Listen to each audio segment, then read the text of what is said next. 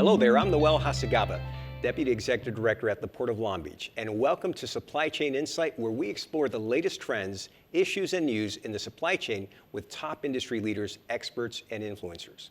Our objective is to bring you the insight you need to help you keep your cargo moving. Now, today's business executives expect a lot from their supply chains: efficiency, velocity, flexibility, cost management, and operational excellence. Supply Chain Insight brings a supply chain to you, one segment at a time, to explore new approaches and innovative solutions that will help you and the Port of Long Beach deliver greater value to our customers and our partners. Today's episode highlights a key commodity that moves through our port and keeps our economy booming. Ag exports account for 25% of our total cargo volumes at the San Pedro Bay Port Complex, support 20 million jobs across the nation, and generates $40 billion in economic activity. And our special guest today is Dwight Robinson, President and CEO of LA Harbor Grain Terminal, which transloads more than 25,000 TEUs annually for the agricultural export sector. Additionally, Dwight manages the day-to-day functions of American Hay, which annually purchases more than 20,000 tons of alfalfa hay grown in the U.S. and sells it to the dairy industries in Asia, the Middle East, and Central America. Dwight also manages the daily operations of Harbor Transload, which transloads more than 100,000 tons of petroleum coke annually and ships the product by rail throughout the western United States. Dwight, welcome to Supply Chain Insight. Thank you so much for joining us to tell us more about your operation, the ag export market, and how this commodity segment has felt and navigated through the supply chain disruption. Let me start by asking you about your operation. Tell us about LA Harbor Grain Terminal and what you do. Are you a transloader and drayage service provider of ag products, as well as an exporter? Well, Noel, first, thanks for having me today. I really appreciate the opportunity to share some insights about the ag export industry. So Los Angeles Harbor Grain Terminal has been in operation since 1958, so 64 years. The business was started by my wife's grandfather way back when, and I've joined the business about 17 years ago, and for the last few years, I've been the largest shareholder of the business. As you mentioned in the intro, we've got a few different companies that we operate, but what we do primarily at LA Harbor Grain Terminal is transload agricultural products that are grown in the Midwest and the Western U.S. and help export those products to Asia, the Middle East, and Central America for the most part. We ship about 25,000 TEUs per year. Occasionally, we're involved in the buying and selling of the commodity. We're the beneficial cargo owner at times. But primarily what we do is just transload agricultural products for some of the major agricultural businesses in the United States, as well as some of the smaller traders out there. So, Well, Dwight, it sounds like you do it all, right? And thanks to your steady leadership and innovative approach, you've seen this LA Harbor Grain Terminal blossom and grow over the years, so thank you for sharing that. What commodities do you handle, and what can you tell us about how this market segment has responded to the supply chain disruption that we've all been navigating through the last couple of years? Sure. So on the grain side, typically what we handle is corn, wheat, and soybeans and all of their byproducts. We also handle some meat byproducts, and then also alfalfa products that come out of Utah and Nevada and Arizona. So those are the commodities that we handle. Some of the challenges that the industry's had over the last, say 12 months or so have really been that a lot of the product, the ag exports are actually grown, harvested, and then shipped directly from the Chicago region by intermodal rail to Asia. Those products that can't be loaded in Chicago are generally sent to transloaders like ourselves, and then we'll unload the product from rail cars, put it into ocean containers, and then get it to the terminal so that it can be shipped to its final destination. The challenge with finding empty containers in Chicago has been quite significant for a lot of the exporters in that region, and so they've been having some challenges just getting their product to market, and a lot of them have been reaching out to transloaders that are located at the ports around the country, just trying to find available space. And we always have plenty of empty containers here in Long Beach, as you know. So it's just a matter of getting the product here and trying to get it on the ships. You know, Dwight, as a matter of fact, we've seen a record number of containers here in our port complex the last couple of years. But you know, you brought up a couple of great points. We focus so often on the inbound side, right? The Sure. eastbound cargo and the record numbers we're seeing. But the supply chain is a system, and it operates optimally when the system is balanced. And so this is where the exporters and transloaders like yourself play a key role in making sure that those containers don't go back to Asia empty, but they're filled with American manufactured goods, or in this case, commodities that are grown here. Now, you touched on this a little bit. There's been a lot of discussion about challenges that ag exporters in particular have faced during the supply chain disruption, which have been highlighted by the media. But I think you would agree that a lot of these challenges existed long before the pandemic. And you touched on one of them, that's the availability of containers. What's been your experience on that issue and others that you wish to highlight? Well, again, in the Long Beach area, the availability of containers is always there. We've seen that for many, many years. So really, the long-term challenge is that the cost of moving a hopper car of grain from Chicago to Long Beach is quite expensive compared to loading a container in Chicago and then moving it by intermodal rail and then taking it to the ships. So that cost differential is what has really not allowed a lot of the shippers in the Chicago region to be able to utilize transloaders at the coast, even though that's where the containers are always readily available. So again, we've not had a problem with that in any way as far as getting access to containers. In our own business, about a decade ago, we decided to purchase all of our own chassis. So I know at times, chassis availability has been a problem throughout the country, sometimes even in the port areas, even though we have a lot more chassis here than say they do in the middle of the country in an inland port location. But we decided to make that move. And so we don't have the problem with needing chassis, getting stuck waiting for them, anything like that. And then also about a decade ago, we decided to start stacking containers at our facility.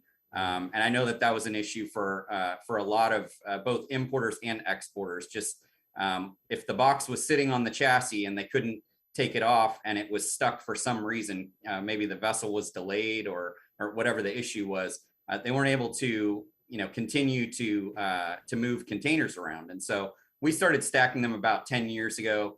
And so we have good velocity with our chassis, and a chassis that we have will probably move 8 to 10 containers in a single day, rather than if you just put it on a chassis and let it sit there, that the chassis might not move for 7 to 10 days at times. So those are just a few of the things that we've been able to do to make sure that we could continue to move a steady volume of cargo. And actually, with all the challenges that the industry's experienced over the last couple of years, we've continued to see incremental growth in our business. So it's not shrinking by any sense, actually growing a little bit.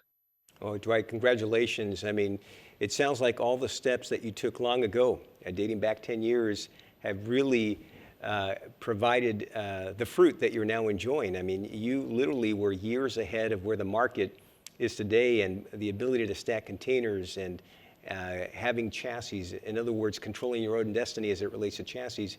Very strategic actions that you've taken, to your credit. In that vein, what recommendations, based on your experience, do you have for ag exporters? Well, first of all, the recommendation that I would have is just to diversify your logistics network. So, a lot of us have gotten very comfortable with a particular way of doing things over the last decade, and then we get thrown for a gigantic loop with the pandemic, with the supply chain challenges, and just being able to access a wide network, I think, is really important.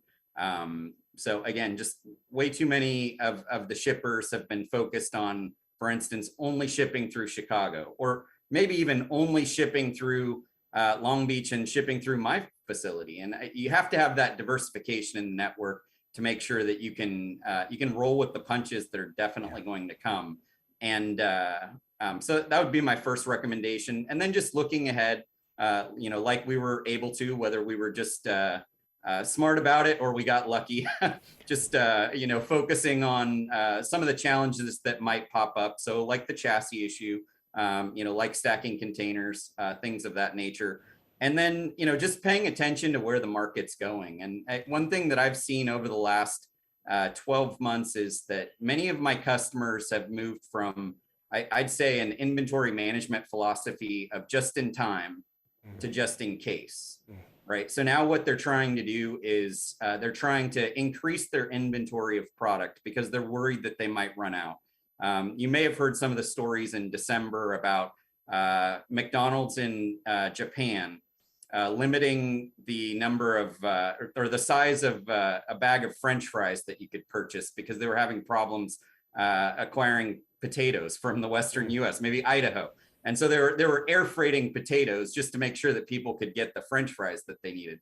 We're talking about ag products that are running short. It's not just semiconductors, it's everything. And so, just looking at those types of issues that are going to be coming down the pipe and trying to understand how that's going to impact your business, and then just trying to plan ahead. So that's what we're trying to do with our customers. Again, some of the largest agribusinesses in the country and globally, as well as some small traders out there. And we're able to keep a steady, smooth, consistent amount of product moving. So.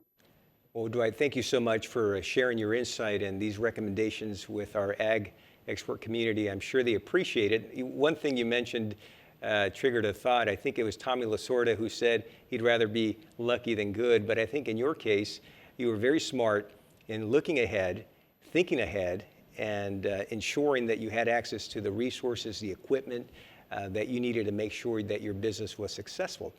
I want to end with this last question in the vein of looking ahead.